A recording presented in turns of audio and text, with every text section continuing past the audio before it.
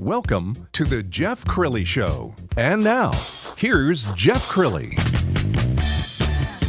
Welcome back to the Jeff Crilley Show. This is a segment I've been looking forward to for a long time. Zig Ziglar, I guess he never met a stranger, so I would flatter myself to call him a friend.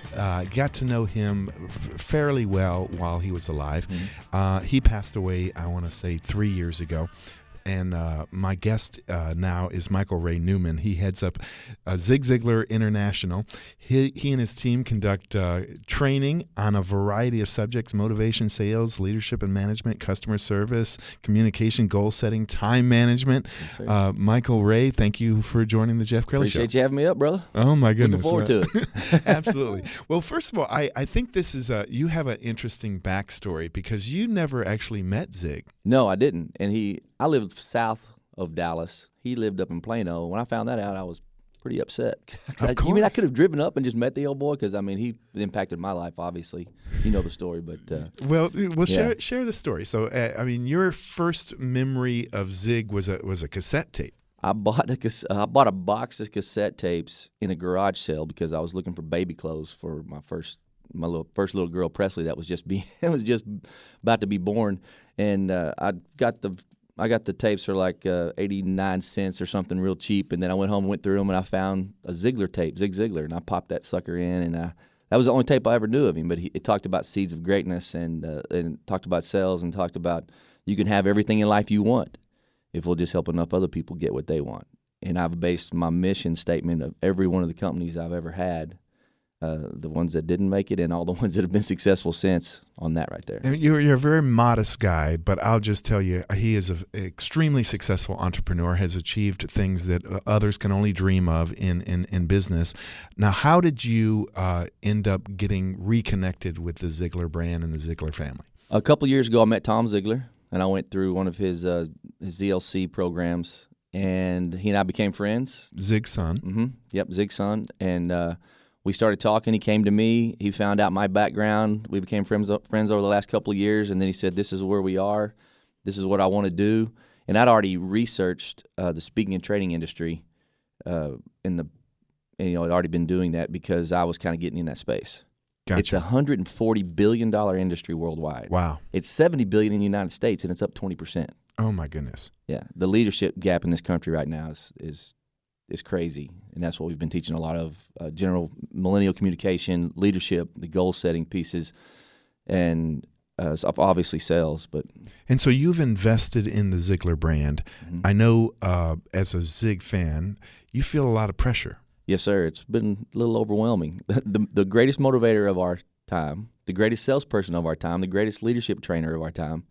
It's okay. I can build, buy, and sell companies all day long with my name on it, but this one's a little bit different, right? It's a brand. I've got a lot of people counting on me, not just me and my family.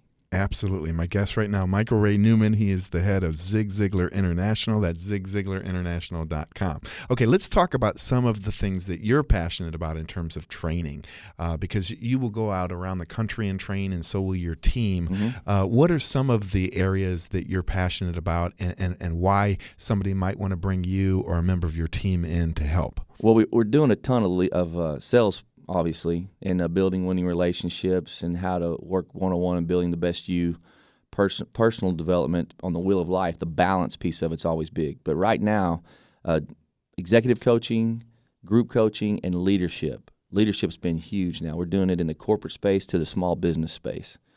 Because didn't mean to jump in on you, but what happened back in 2007 when everything went away? Right. What happened? We started throwing stuff. Companies, corporations, small and big, just started dumping overboard, trying to stay afloat. Right. Absolutely. And their largest piece of expense was labor, and then their largest expense of their labor was their middle management. So they just cut middle management. They got a hold of all the old graybeards and told them to put their jackets back on and go to work. Right. And they did. So, but now business is coming back, customers are coming back, and they're more educated, they're more talented, they have more technology now, right? And they have no bench strength. We have no leadership that's coming up on top of us, right? So now they're really coming. How do we develop these leaders? inside, outside our corporation and within our walls. So that's been huge. One of the things that I know to be true, because I'm a boomer. I was born in '63, so I'm one of the youngest boomers. But the boomers and the millennials look at things completely different. Man, you're right. And the boomers, Two of them. the boomers are why? Because I said so.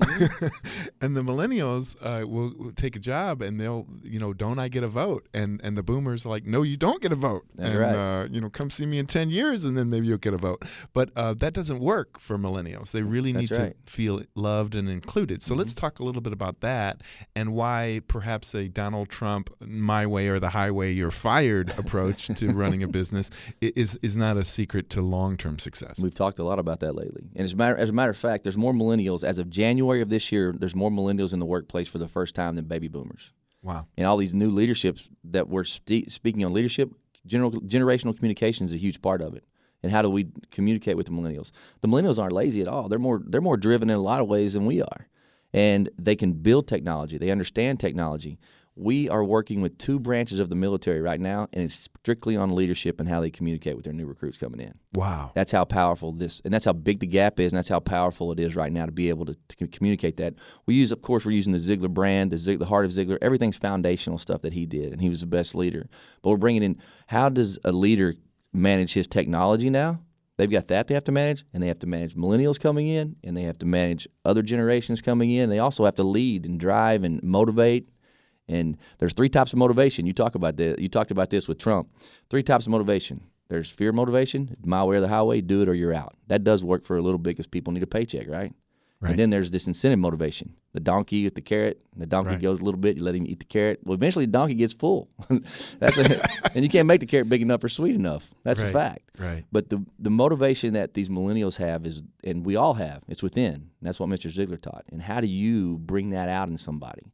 When you can transfer what they do and you can connect it to what their goal is and what drives them and what they're passionate about, that's when you can really make a connection. So that's really what we teach, and it's generational. It transcends generations.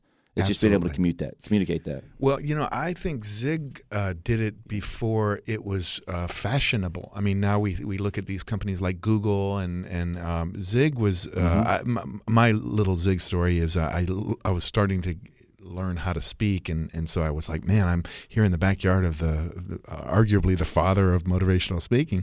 I want to go experience Zig, and so he had a Monday morning devotional, and maybe you guys still do this, but people from the street could come in and experience Zig Ziglar, and he just smiled, this big Zig smile, and said, "You are loved, you are welcome here. This is the most important meeting we're going to have in this company all week long." And I just turned around, and everybody looked like they were being showered with Zig's love. And he taught me a lesson. I used to have a picture of Zig Ziglar in my wallet that I would look at before I would speak because he touched my heart in that way. But that's exactly what leaders need to embrace in order to engage the hearts and minds of this next generation of leaders. Am I right? Yes, sir. And that's what Mr. Ziglar was so good at. I can't even tell you how many stories now that every time they find out what I do, they have their Zig story. And that's like your Ziglar. What's your Ziglar edge? That's what gave you your edge. For him to impact you to do that, that's pretty powerful. Now, when it comes to touching people like that, that's all they want. They just want you to be able to. You help enough other people get what they want, then you'll get what you want. Absolutely. Another thing that you're passionate about is customer service. In fact, you've been doing a lot of interviews recently. You've had me on like 16 radio shows in 5 days. So let's talk about customer service. I appreciate that, by the way, brother. You're welcome. You're welcome. Let's talk about customer service because I truly feel like we're at a place in America where customer service is kind of the defining difference. We're very impatient. If we have to wait more than 2 minutes for a Starbucks, we're starting to tap our toe. So talk about how important customer service is and what you're teaching in some of your training. Well, first of all, you're exactly right. When something disrupts our daily routine, like if an app's not working or our Starbucks doesn't come fast, we get upset. They said the attention span right now of an adult is 8 seconds, 1 second less than a goldfish.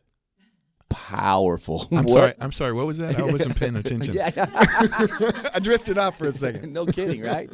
So what we really teach on both sides of customer service is building winning relationships. And what we teach on both sides, are you responding or do you react? Now, if you walk into the doctor and they say, hey, man, you're having a reaction to this medicine, is that negative? That's right. It's a bad deal. But if you come in and say, take this, come back and see me, and you will, and the doctor says, the medicine is working, it's responding, your body's responding to the medicine, that's positive, right? So what we really try to do is teach people that are serving and also people that are being served, just to respond instead of react. The 24-hour rule is what we teach a lot of times. Just take a deep breath. And letting the people on the front line know that they are kind of like the director of first impressions. So that server at your restaurant is really on the front line. Mm-hmm. And if he or she is giving bad customer service or disrespecting the customer, often you'll never go back in that restaurant, even if it's a national chain. Oh, and this is what I'm really bad at. My wife says, you need to say something. If I get good service, I hear it, I say it. But when something happens bad to me and I have a poor experience, you just won't see me again. Right. Well, and that we're doing a disservice to the community that we live in, and we're also doing a disservice to that company. Right. Because that's a coachable moment. It's not like you're going to get the guy fired or anything. Maybe that kid's having a bad day, and they come in. Tip, as a waiter, TIP, tip, you know what that means? Stands for to ensure performance. Wow. At the turn of the 1800s to 1900s, they used to put the tip on the table at the beginning of the meal. And if you came too early, they'd pull a little off. If you didn't come fast enough, they pull a little more off, right? So tip, to ensure performance. So as we teach that, and if you can just make somebody smile or make somebody's day, every time this little girl, Lily right here, she's my photographer for the day. You can't see her, but she's about pretty as they come, right? Yes, she is. Now, every day she leaves in the morning, I say, make it a great day, because it's her choice, right? It's her choice, but go and make somebody else's day. Well, I want to make Lily's day if she's not bashful. Lily, will you come up to the microphone? Tell us a little bit about your daddy. My dad is the best dad ever. Tell us why he's the best dad. I agree with you. Because I'm taking her to American Girl Doll after this. Lily, why is your dad? Give us an example of how sweet your daddy is. He will do anything for anybody. Oh, that is absolutely amazing.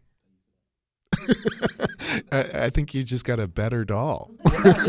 Just went up. There we go. We got a selfie. Okay. Unfortunately, we're out of time for this segment. Michael, Ray, what is your website? ZigZiglarInternational.com. Awesome. And Lily, thank you so much for joining us. Do you want to say keep listening to the Jeff Crilley Show? Keep listening to the Jeff Crilley Show. Awesome. I appreciate you, Jeff. Call me when you need me. You bet. Hey, when we come back on the Jeff Crilley Show, we're going to talk about philanthropreneurs. What is one and why you should become one? That's coming up next on the Jeff Crilley Show. More of the Jeff Crilley Show coming up.